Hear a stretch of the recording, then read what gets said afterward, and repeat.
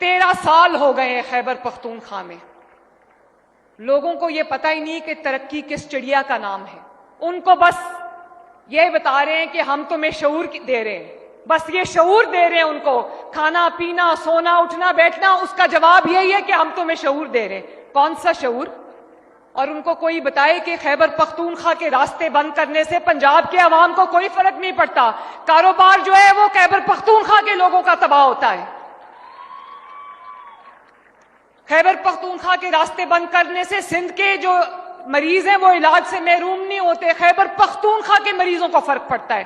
آپ جانتے ہو کل انہوں نے راستے بند کیے.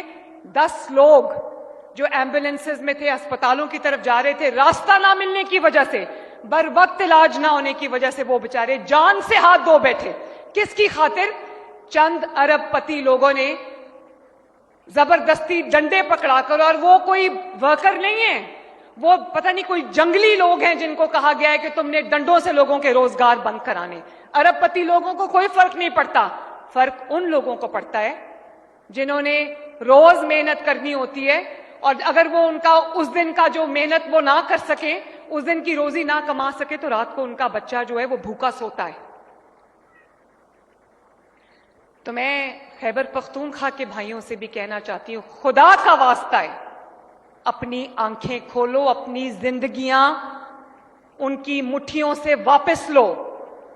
خدا کا واسطہ ہے پنجاب کی طرف دیکھو. ماشاءاللہ پنجاب کے بچوں کی طرف دیکھو, پنجاب کے ہونہار بچوں کی طرف دیکھو.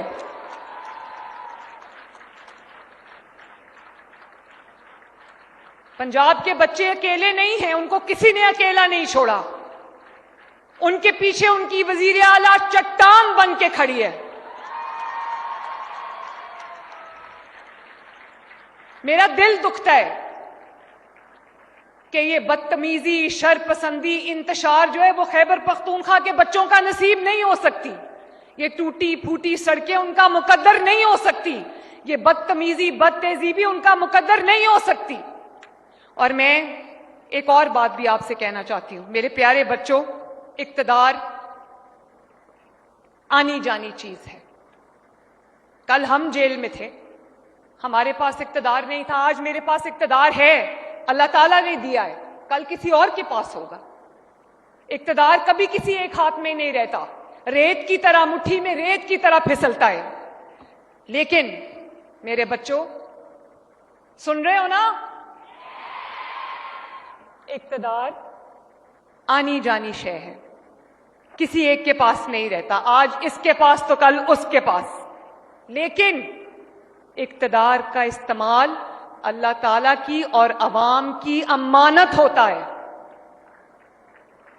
اس کا حساب صرف عوام کو نہیں, اللہ تعالیٰ کو بھی آپ نے دینا ہے. اور میں آپ کو ایک چیز دکھانا چاہتی ہوں, اور میں آپ کو یہ بتانا چاہتی ہوں کہ آپ نے کبھی یہ کام نہیں کرنا. میرے والد جب جیل میں تھے, ان کی آئی تھنک 71 ایئرز یا 72 ایئرز ان کی ایج تھی, 73 ایئرز ہوگی. ان کو جیل میں رکھا, وہ بیمار ہو گئے. ان کو ملٹیپل ہارٹ اٹیکس ہوئے, تو وہ بیمار ہو گئے. ان کے پلیٹلیٹس ڈراپ کر گئے, ان کو دل کی تکلیف ہو گئی. ان کا اتنا مذاق اڑایا گیا, ان کی بیماری کا اتنا مذاق اڑایا گیا. میری والدہ, میں جیل میں تھی, میرے والد جیل میں تھے. میرے بچوں, یہ ایک ماں اپنے بچوں سے بات کر رہی ہے.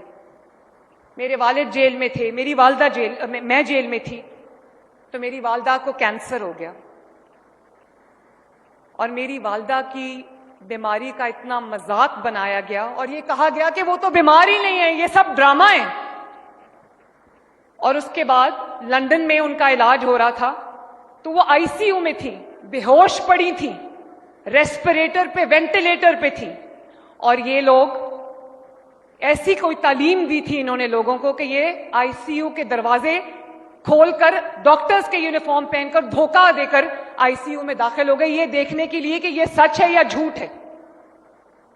اور میری والدہ کی جب وفات ہو گئی, تو میرے والد نے کہا کہ یہاں پر انسان کو اپنی سچائی ثابت کرنے کے لیے مرنا پڑتا ہے۔ میں نے جب اپنے والدہ کی موت کی خبر سنی تو میں اس وقت جیل میں تھی۔ میرے والد نے مجھے میرے سیل میں آ کے بتایا کہ تمہاری ماں جو ہے وہ اللہ تعالیٰ کو پیاری ہو گئی ہے۔